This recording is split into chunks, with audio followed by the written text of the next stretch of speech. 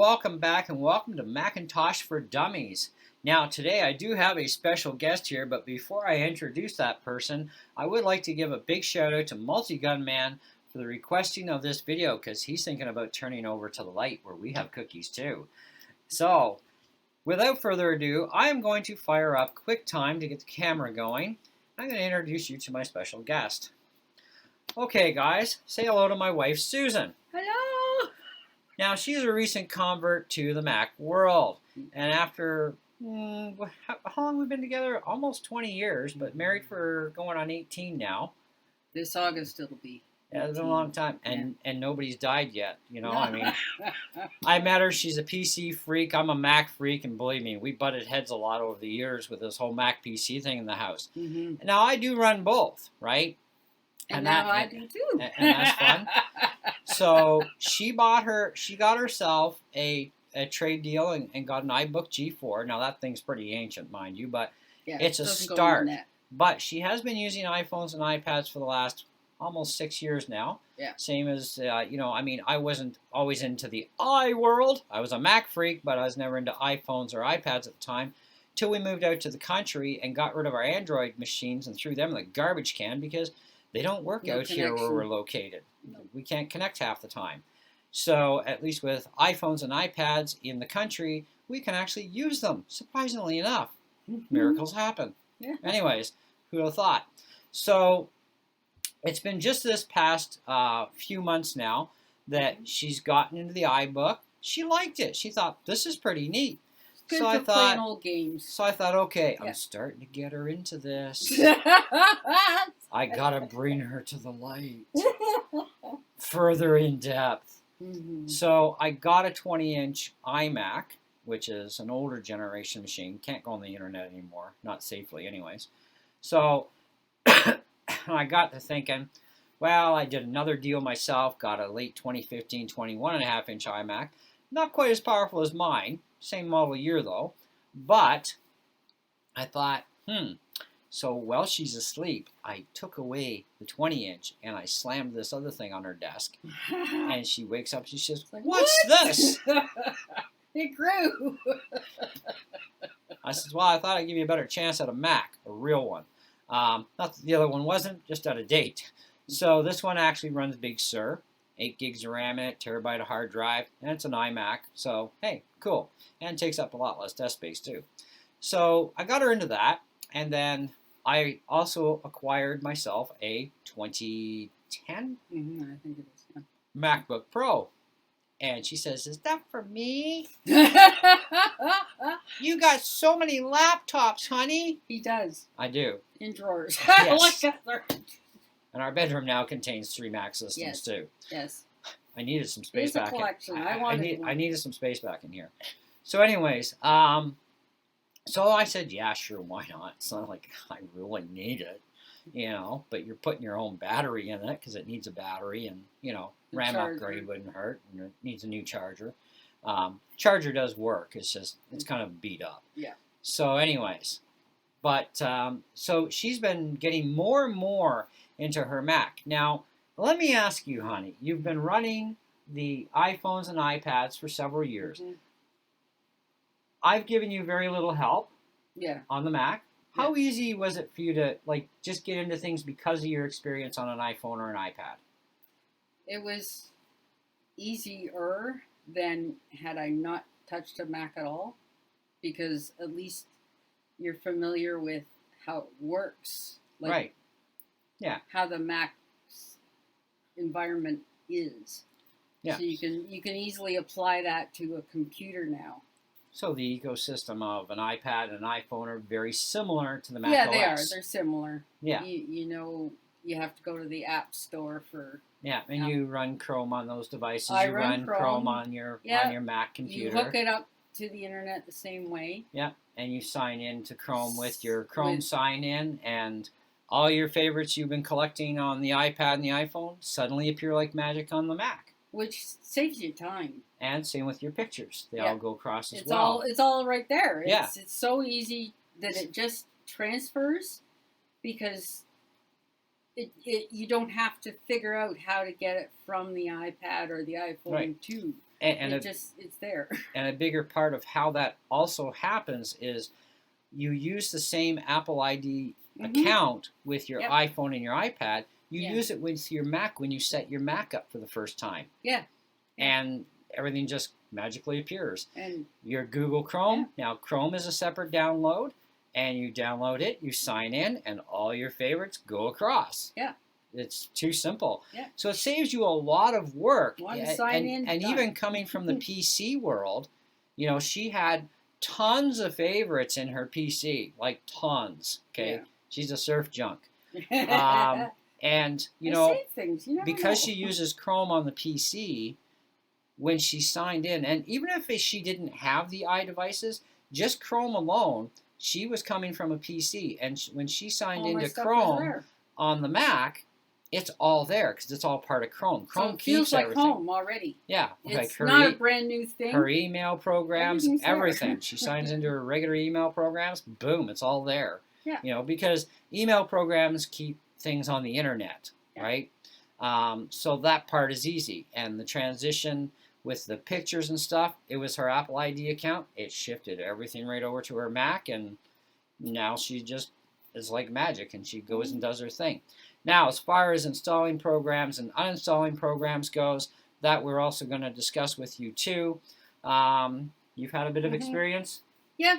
So how is it for you? Like, what are you finding when you take a third-party program away, not the App Store, but from a website?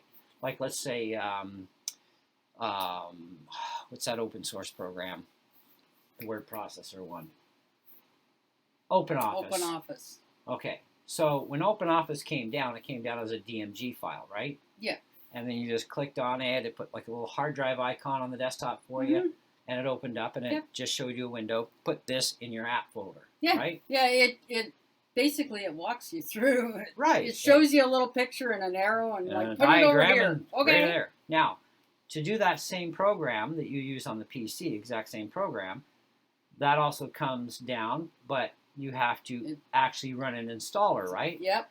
Now, here's the difference between a Mac and a PC when it comes to these same type of apps, okay? On a Mac, it's drag it, drop it into the app folder. It's big one chunk, it's already there, and everything's self-contained. Simple. And very rarely do programs, but they do at times, put preferences only into your operating system. Okay, so a couple of little preference files, very easy to just rip them out, right? And the majority of your apps will work that way, okay? And of course, they're not working off an installer, it's a drag and drop system. Same application, right? Full-blown application. Look at a program like, you know, big programs like Garageband or... they're huge, They're huge, and of course they will put stuff in parts of the operating system because they're supposed to, because of different plugins and stuff. But when you're not dealing with all those plugins and the extras, it's self-contained within the app, right? And so even uninstalling is as simple as drag it, drop it to the trash can, and delete, right? Sometimes you do get asked for a password to say, hey, you going to allow this to happen? You seriously wanting this in the trash? It's also Apple protocol to at times ask you for your password for permission to do this, so that nobody unauthorized does it. Yeah. Make sure it's you doing it. Apple is very anal retentive when it comes to security. Very retentive. But it's a good thing, because sometimes you don't intend to do that, and then so when you empty the trash, so when they say, "Are you sure you want to do this?" It's like, whoa, okay, no, put that one back. Okay, so now you take the same program like Chrome or OpenOffice, you download that to your PC. It gives you the option to open the installer or just launch it right from the website, which takes a lot longer to install. But these programs on a Windows computer put a million pieces everywhere throughout the operating system, scattered. And you have no clue where those parts are going. And sometimes when you delete them off a Windows thing, it says, I couldn't get all of them. You'll have to go manually trace down the pieces. Even in Windows 11, it'll do the same thing. Where with the Mac, it's gone. Or if there is an installation required, there is an uninstaller given to you with a package that would have an installation program. you would have an uninstaller for that. Failing that, if there are pieces that could possibly be there, you can easily do a Google search. How do I completely uninstall this program? It'll tell you exactly how to do it. One program I found was really interesting was Carbon Copy Cloner. And this is for cloning your hard drive on a Mac. So this way, if you're going to upgrade to a bigger hard drive, you simply would install this program, and it installs the same way anything else does, but it puts bits and bobs throughout the operating system because it needs to in order to gather everything up to make an exact, precise duplicate of your drive. Okay, so that when you install the new drive, you just power it on, sign in, you're done. Yeah, that's okay? a special circumstance. Right, So. and that program will also get copied over to the new hard drive. But to uninstall it, Carbon Copy has instructions, which are very simple, to actually do a complete full uninstall to leave no pieces behind. So, because once you've got Carbon Copy in, you don't need to leave it there once you've copied your drive, right? So you can uninstall it at that point. So it is made very simple and easy for you guys to do. So now, with that all being said, I'm going to say see you later, honey. Thanks for your time with us. I'm going to go show these guys some of the basic operations we just talked about, and then they can see it for themselves, how simple things are. Can I just say, sure. I have been playing with the Mac for games off the App Store, okay? If I don't like a particular game once it's installed, it's very simple. I go to the app folder, applications folder, and I click on the game that I don't want anymore, and I drag it to the trash. And that's it. Gone. Yep. It's gone. And all of its pieces with it. And all its pieces, it's all just like. And I have actually gone through my operating system looking for pieces from certain programs, and they just don't exist because they stay self-contained within the app. Even the preferences will stay self-contained within the app of most programs on the Mac.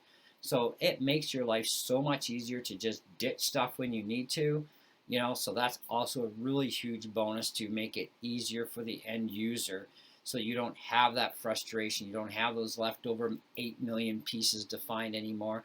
Yeah. Plus, not to mention, there's a graphical advantage here as well. So before I actually kick her right out, I should get her opinion. Same program, Mac and PC. Which one has the better graphical interface? And keep in mind, you're only running a 1080p display on each computer, but what is it like on your Mac for the same game? Do you find the graphics are better? Oh, yeah. Yeah. And especially, I went up to Monterey, and it definitely you got an even bigger enhancement on Monterey. Yeah. Yeah, because she was running Big Sur originally. Yeah. But, no, it is definitely much better. Even with the same games. Same game, yeah, because there are games that I play on both PC and Mac, the same game, and I prefer it on the Mac. So she has been spending more time on her Mac than on her PC. Yes. I use the PC for editing videos for YouTube. Yeah. Eventually she'll start doing it on the Mac when she gets used to it. And, yeah. You know. Personal to multi-gun man. If I can do it, you can do it. Don't doubt yourself. Play around with it. It's okay, you know. Yeah, it's like these Apple Watches. Yeah, we got Apple. Yeah, they don't match. We're not twins. No, we're not twins. I've been fooling around with this Apple Watch just without even studying anything. I've just been messing around with settings and this and that. And I finally actually figured out how to get my favorites going for my telephone, because I can make phone calls on this, right? And receive calls and do my email and my Facebook messaging and all that. I'm like, officially this a thing's Mac crazy. head now. Yeah. iPhone, iPad, iMac, and now Apple Watch. Apple Watch. Yeah. A couple iPads or iPods, and the transition will be complete. Who needs iPods? You got Spotify on these things. You get everything. You can listen to music. You got everything on the thing. It's all good. But you know, even figuring out an Apple Watch is really not that hard, and these are nothing like a Mac computer or an iDevice. So anyways, we're going to get out of this part, and we're going to take you through the rest of it real quick and easy. And yeah, there we go. Okay, guys. So Google Chrome. We talked about it. Now we're going to show it to you. You double-click on the DMG file that gets downloaded from the internet. You take this and it's going to go right to your app folder, okay, or application. So if you hover it, you just drop it anywhere in here. Now I already have it installed, so I don't need to do it twice because you can see it's Google Chrome is here, okay. It's that simple. PC, not as simple. Are there 8 bazillion pieces to worry about? No, because they don't go anywhere else. They stay within the app. And then when you're done with your install, okay, on a drag and drop setup, you X out of there or close it. Then you take this drive icon that got created from the DMG. It's like a hard drive icon or flash drive icon. And it gives you the eject sign, not the trash can. And it ejects that thing out, which completely closes off the DMG file. Now, a file that is compressed in zip format. Depending on the size of the program you've downloaded, it could be a massive video game too. It's definitely going to be compressed for sure, but even smaller ones, especially, okay? You double click on the zip file, it automatically decompresses, and then there's your program. Now, this is a program, again, it's already installed up here.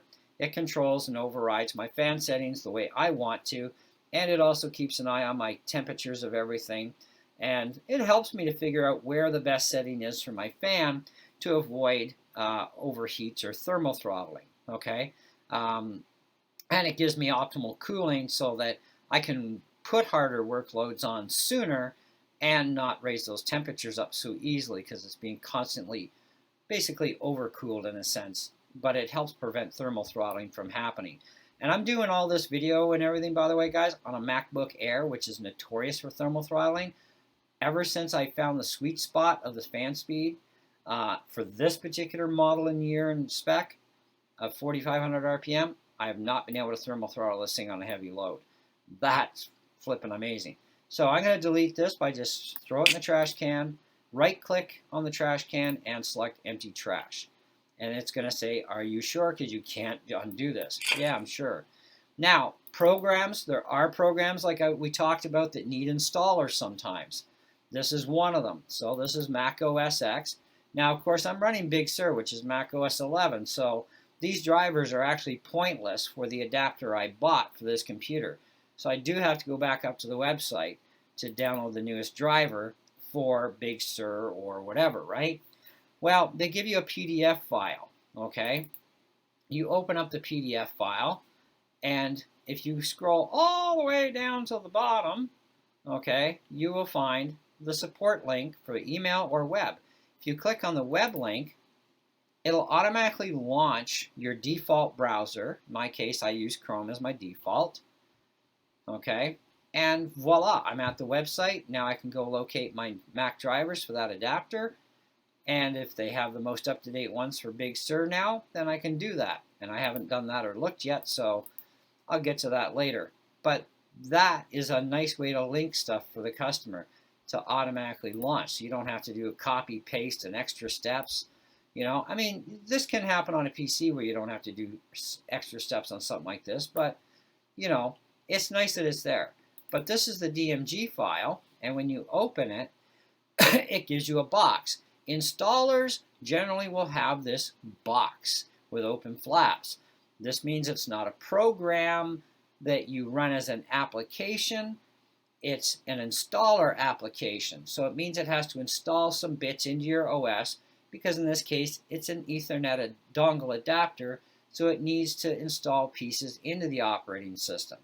But it's also very easy to uninstall too, and they tell you about how to do that right there, okay? So that's pretty cool. You know, I like that. Then we close that off and get rid of the drive icon, and voila, we're done. Now, if there's a program that is incompatible with your computer, you will always get this circle with a slash through it, like a no smoking sign, or if you're trying to do something that it says no. Okay, Apple security, my wife and I were telling you about that. So I want to take and I want to save, I don't want to leave them on the desktop. I want to put them in my hard drive and get them off my desktop, right? Okay, there's our circle with a slash through it. It won't let me do it. Apple security is anal retentive to the limit. So how do I deal with this? Well, I need to go into my users folder. Now in here, I can create a new folder. Now I don't have to go to my home folder, but now it wants a password. because I'm trying to do something. So even if a hacker got into your computer, it's going to ask that hacker for a password. Now, this password is not for your Apple ID.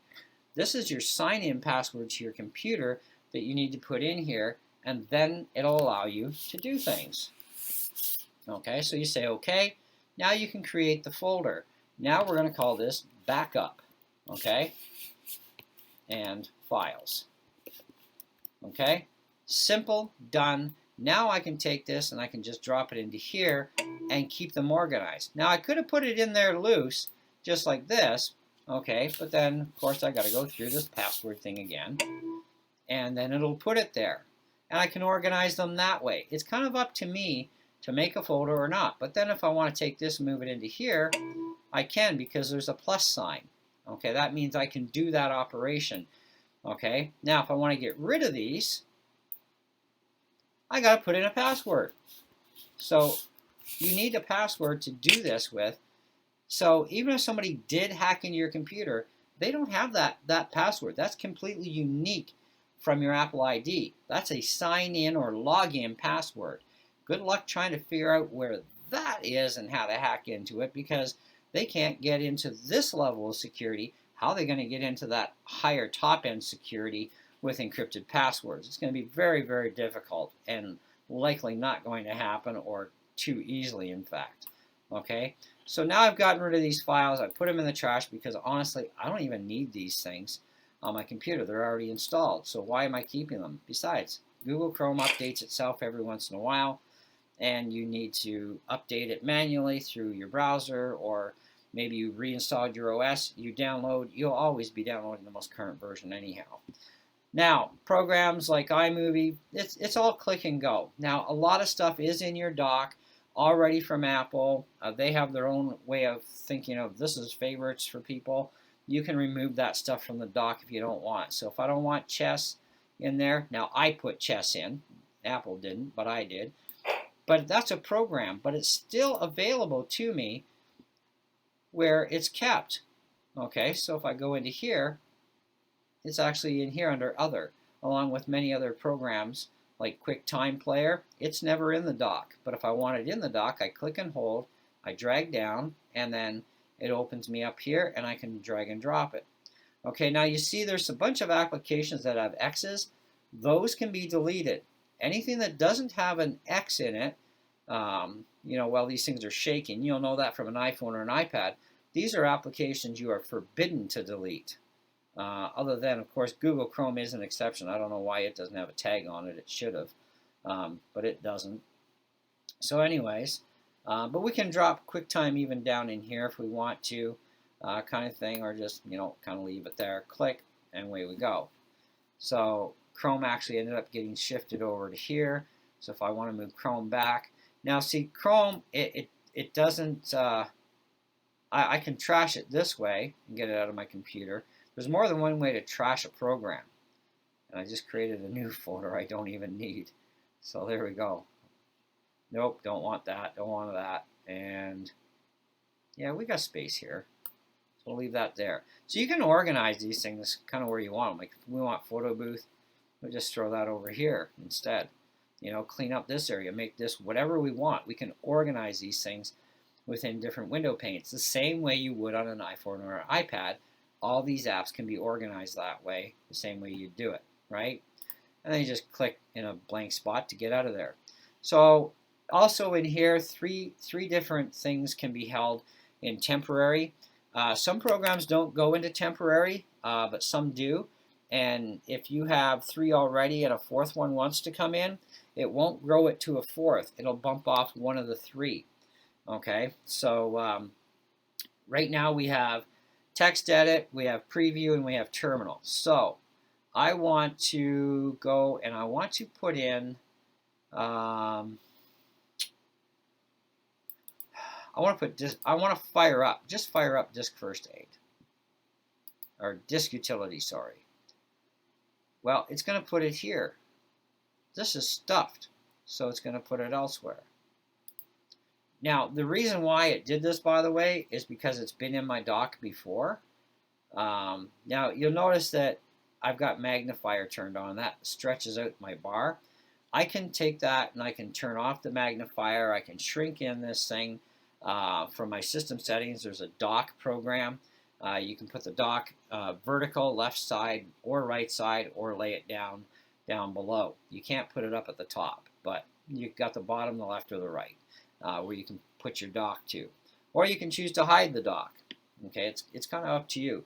There's a lot of customization that you can do on a Mac that is so simple and so easy to use. It's click, click, click, click.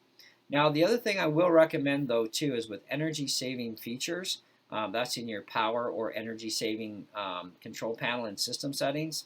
And I'm not going to go into system settings only because it does show my part of my Apple ID account. I haven't figured out through video editing yet how to get rid of that to blanket yet. So, because this is also another way of doing a video that I don't usually do these kind of videos with screen recordings. But so when I do figure it out, well, then we can go into that area. But anyways, in there is one called Power or Energy. Whether you're on a laptop or a desktop Mac, I highly stress and highly recommend, if you want top performance out of your Mac, like 100% top performance, turn all those energy features off, including any kind of sleep modes or whatever features it gives you. And it will change from computer to computer what's available and what's not in that energy or power savings area. Turn them off. And don't allow your screensaver to come on by itself either. Set up a hot corner, you know, either top left, top right, bottom left, bottom right, and manually activate your screensaver. It's less hassle because sometimes you're in a program, and I find this happening on the PC as well with screensavers being active. You're not touching anything. Like I would be sitting here trying to cut a video, even on my PC, and the screensaver kicks in, and it's like, oh, I hated this automated stuff because the PC doesn't give me a chance for hot corners. Well, the Mac does. So you can actually not even have to touch anything, and your screen stays up until you hit the screensaver. But first you have to turn off the screensaver so that it can't automatically do it. Where Windows, there is no option. It's either off or on, that's it, and there's no way to manually trigger it. So that's a bit of a pain in the butt on the PC side. Mac makes your life a lot easier and more flexible, more customizable. Anyways, I'm thinking that for now I'm going to call this video pretty much covered and done. If you do have questions, leave them in the comments below. If it's a question that to me would be easier to do a video on, I will do a video. So definitely please subscribe to the channel and hit the bell for notifications, especially if you do have comments and questions, because I may answer you in text. I may answer you with a video for your question. So that's something where it's an unknown. So better to be prepared. You know what I mean? Anyways, in the meantime, thanks so much for watching. I hope this video really helped you guys out. Do keep in mind that you have to actually also, by the way, quit programs for the majority of them. So if you're in Chrome, for example, if you X out, the program will still stay running down below here. It's not a PC. Now, disk utility, that one you can either choose to quit or X out of. It will quit. Okay, because that little black thing disappeared. That means you quit. Google is still running, though, because there's a little thing in the background. Same thing as we go to Garageband. We fire it up. I heard somebody mention about this. They had a pile of programs. They're wondering why their Mac was slowing down. And it's like, this is a brand new computer, man. It shouldn't be slowing down already. Well, their problem was they're new to the Mac world, right? So all they're doing is they're launching programs, they're Xing out, you know, kind of thing. And, you know, GarageBand, at least it's going to, you know, kind of get you back in this way. Let's say we hit cancel here. We're stuck with this screen. We have to actually quit GarageBand. And Logic Pro would be the same way, or Logic Pro X. Photo Booth, right? Let's take Photo Booth. Let's just exit out. Will it quit? Yes, it will. So that's another one that will quit. QuickTime. Now that's a program that, you know, we can do our video recording on camera with, as well as, you know, straight audio. If we exit out, the program still runs. We don't want it to still run. Okay. What if we go into message it? iMovie. iMovie will do this, probably. I'm not sure if it'll just self-quit. Let's find out. I always go quick because it's a habit after, most of my life of running a Mac computer. I've been running Macintosh computers, by the way, guys, since the release of them in 1984, and Apple II computers for years prior to that. So iMovie, depending on the computer, it could take a little bit longer to launch than others. But okay, so we're in. Let's get started. Now let's exit out and see what happens. Can we exit? Yep, we can actually X out. Okay, but this program is still running, so we need to quit. Now we can quit from here, or we can right-click from the dock and quit below. And we can add in programs, remove programs from the dock. Very simple and easy. It's not a big deal. Okay. See. Is there anything else I should be mentioning before we take off here? Well, if you're definitely a first timer on a Mac and you want to get a used Mac to start with, you probably don't know what's going on with Apple. So the M1 chips came out last year. The M1Xs are out now. M2s are coming out next summer, next fall. Apple is actually kiboshing within the next 2 years all support and everything for Intel-based processor Macs. Apparently there is some word that probably something like the iMac Pro and the Mac Pro will still be supported, probably, just because those are really pricey machines, and their customers are going to have to buy all new, and Apple still hasn't come out with a new Mac Pro yet or a new iMac Pro for them, so it's kind of like we're going to have to keep those going for a while. Right, so those will probably be the only exceptions on Intel machines for now that will still stay supported and secure updates for current OSs. But everything else apparently is on the chopping block, including this laptop I'm using now.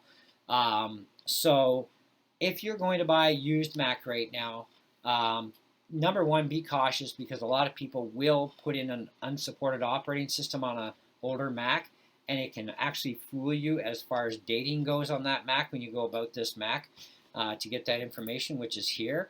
It tells you the model of the Mac, the year of it, if it's an early, mid, or late. It tells you how much RAM is in it, that sort of thing. Also look up specs of the computer to see what you can and cannot upgrade for RAM and hard drive on a particular Mac computer that you're interested in. Because Apple did start, I believe it was the starting of the late 2012 MacBook Pro. I think it was just the RAM you couldn't upgrade anymore. It was either the RAM or the hard drive. They took away one and then they took away all of it after that, slowly but surely. The 2013 MacBook Air, you can still well, you've never been able to upgrade the RAM in a MacBook Air, period. But the hard drives you were able to. In 2013, you could still do the hard drive. I think 2015 might have been the complete cutoff where everything's soldered on. It depends on the Mac. You're going to have to look them up because I don't know every single individual Mac and version of Mac out there of specs. But always go and look at everymac.com. They're your best resource for Mac specs. To find out what's going on. But also, when buying a used computer, look at the bottom of the Mac. It has like an A number type thing in it, or it could be like an M number. Either way, check that for model numbering to make sure what you're getting is what they're selling you. Because it did happen this year to some people that I met. As you guys know, I had a 2009 17-inch MacBook Pro, and this was one that identified itself as a 2011, which it definitely was not, because when I put a real operating system on it, because I knew it was hacked. There's no way even a 2011 could support Catalina. So I knew it was a hacked OS right away, and I thought I was buying a 2011 for $50. But when I redid the operating system to the newest that I could get downloaded right off the web, it ends up being El Capitan, and El Capitan is the max for that laptop, and it turns out it's a 2009, not an 11, because an 11 can go to High Sierra, but the 09 could only go to El Capitan. So you got to be very cautious, because people, well, they'll rip you off if you give them half a chance, okay? And yes, sad to say, there are a lot of dishonest Mac people out there too. So you got to watch yourself on used Macs, for sure. But and it is piracy to put an unsupported operating system on a Mac that doesn't support it. And by all rights, legally, you shouldn't even be able to sell them, because I know Hackintoshes, where you use a PC for hacking a Mac OS into, it's actually against the law to sell a Hackintosh in pretty much every country that I've checked into, except so far Germany is the only exception where they can sell a Hackintosh PC, but they don't say anything about running the Mac OS on an unsupported Mac. So I don't know where they stand with that one. But everywhere else that I've checked so far, Canada, US, and so on, it's actually against the law to sell a Hackintosh computer. So just so you have a heads up. So probably be best buy yourself a brand new Mac from a reputable dealer, or go to Best Buy, but also be cautious with Marketplace on Best Buy. There's videos about that on YouTube, and that's where we're going to leave that one, so you can investigate that info yourself, because it's rather interesting to see how many people are actually getting screwed from Marketplace. Best Buy sellers, and Best Buy actually has no control over it, and you can't actually go after Best Buy if you get completely screwed from a Marketplace seller. When you thought you were buying from Best Buy, you actually are not buying from Best Buy. You're buying from a Marketplace seller, and they have been very crooked and very dirty of recent with their stuff they've been allegedly refurbishing. Okay? Anyways, that's a whole other ball of wax. So, do be careful buying used, even from pawn shops. But if you're going to do a brand new Mac, just go to a reputable dealer. And you could go to Best Buy and buy from Best Buy. Just make sure you're buying from Best Buy, not from Marketplace, because that's a place to stay away from for sure. Anyway, that's it. That's all I got for you. I know it's a long video, so thanks for watching. And if you have questions, down below in the comments. See ya.